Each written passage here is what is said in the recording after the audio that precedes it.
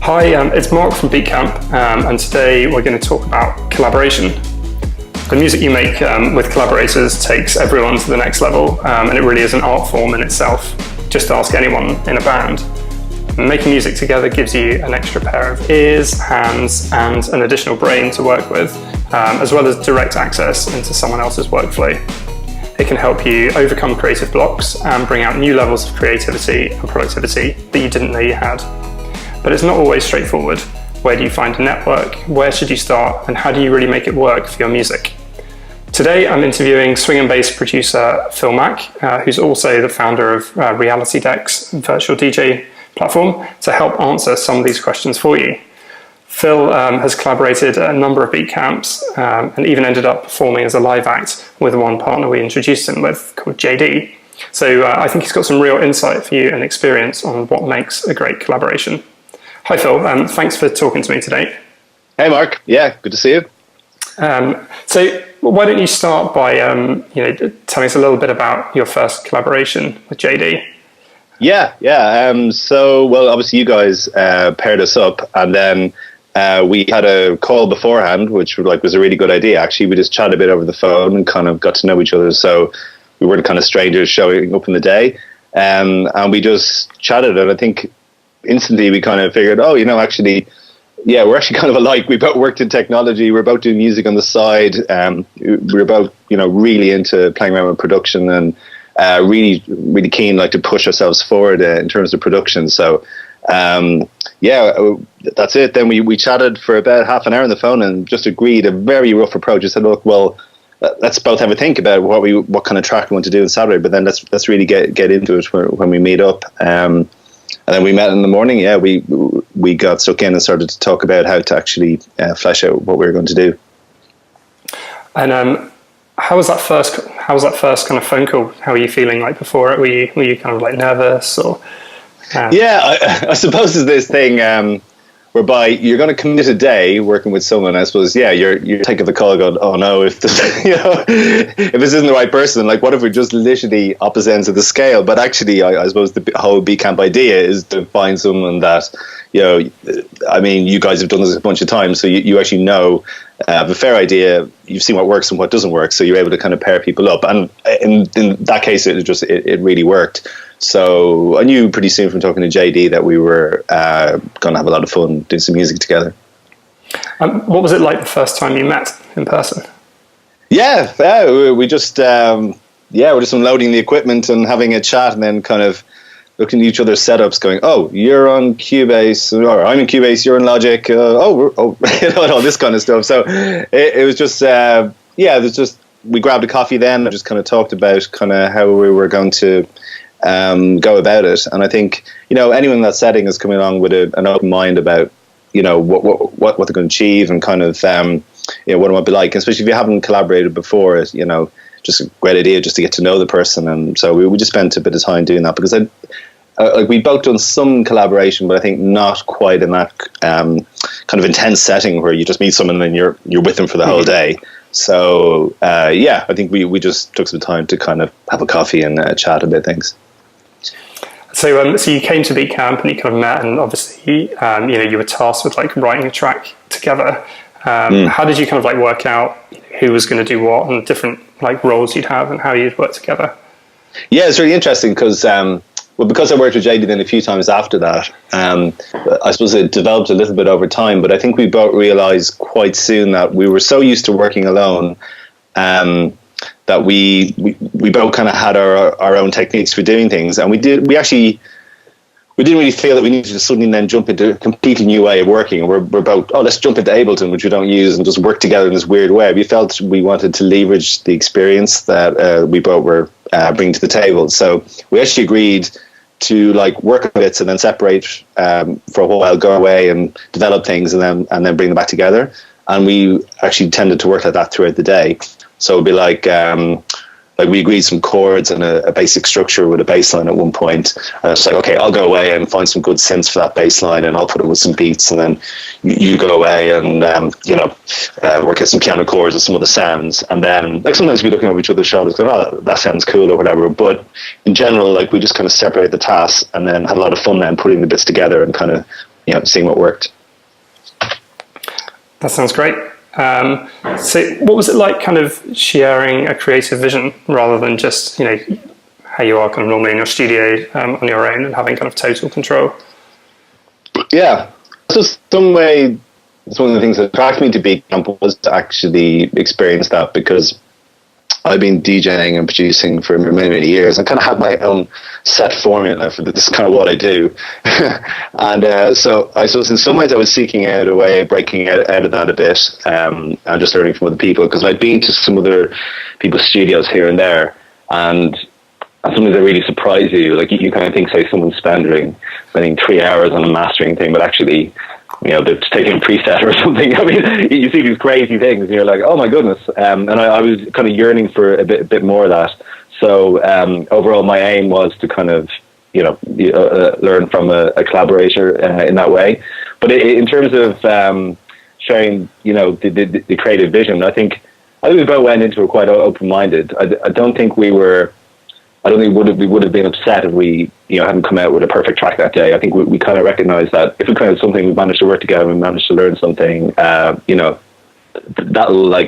actually the result we're looking for, rather than spending all day arguing about something creative or melody or something in the track. So and I think that's why we tend to work together. We were kind of so eye to eye on that. So did you have any disagreements at all? Yeah, we're both kind of. I don't think we're that argumentative. I think we're trying to be open. I think you naturally, hit against stuff. I think thinking back to that first session, you can get into this thing when you're producing where you've got an idea in your head and you go, I know it's to be that, and you try to describe it to someone else, and it just completely doesn't come across the right way, and they think you're on a completely different track. So you hit a few of those, and actually you realize that it's that thing of taking that idea in your head and saying to someone else is actually is quite difficult.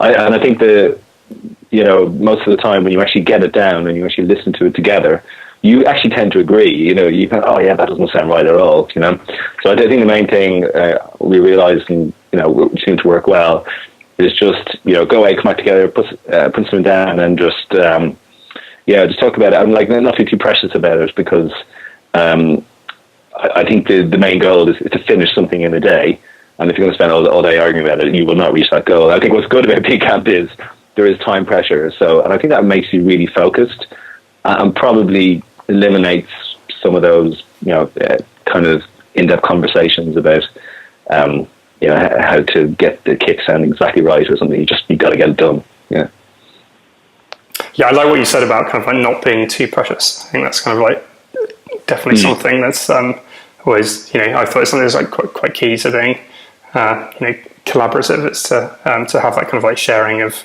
kind of different ideas and that acceptance of, other people's ideas. Yeah, exactly.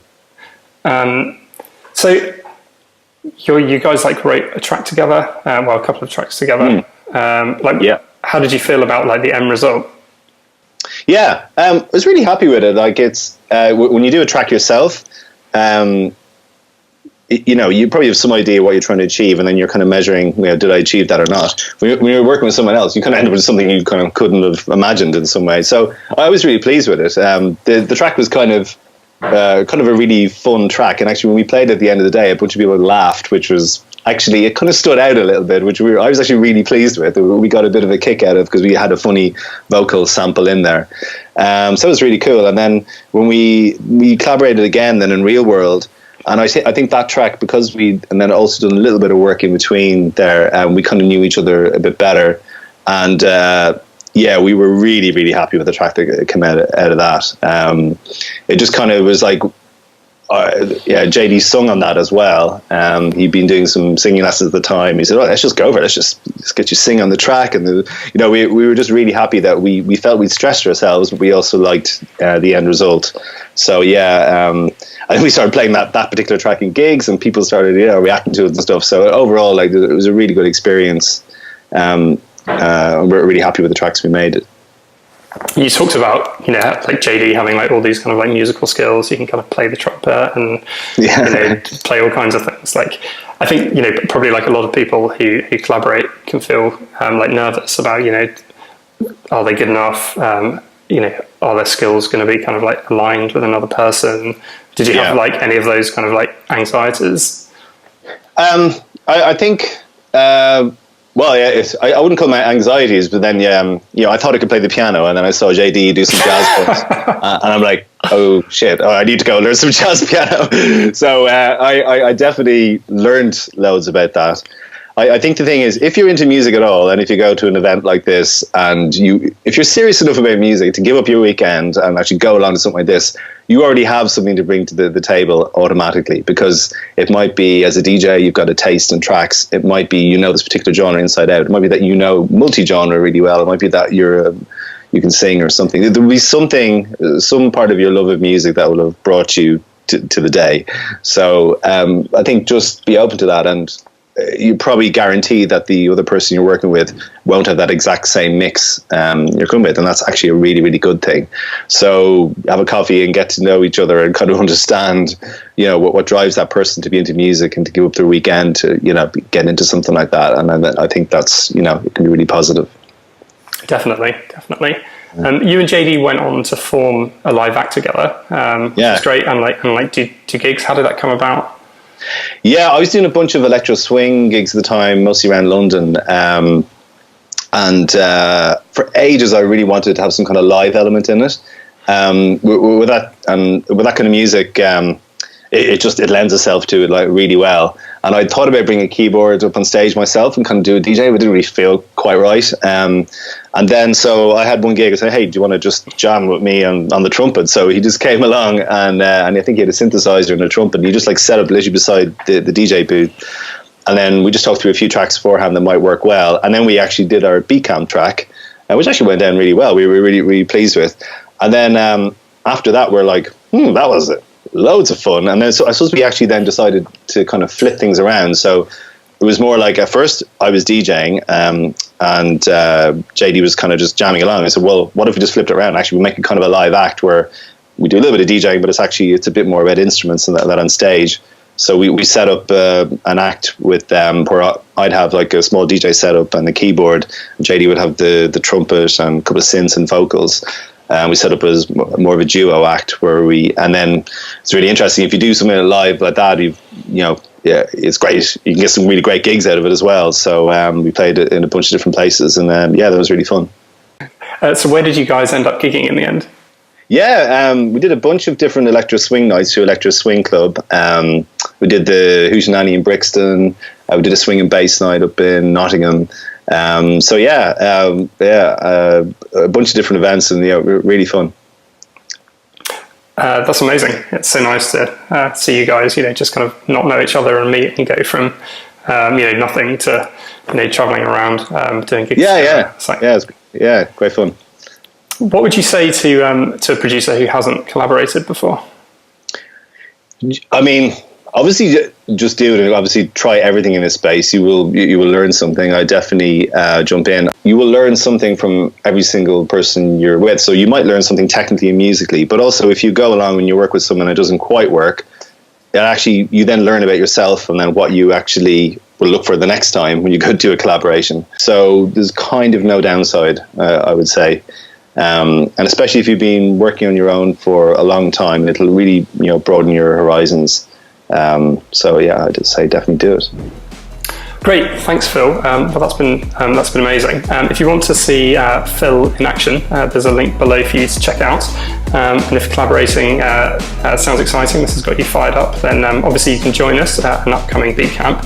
But you can also just start finding collaborators today yourself. You can look on SoundCloud, go to events, go to live gigs or kind of Facebook groups, online music forums kind of anywhere really, and also just start sharing your tracks with people already in your network and ask if they know anyone who might want to work with you, if they want to work with you. Sometimes finding your music partner is as simple as looking around your group of friends and their friends.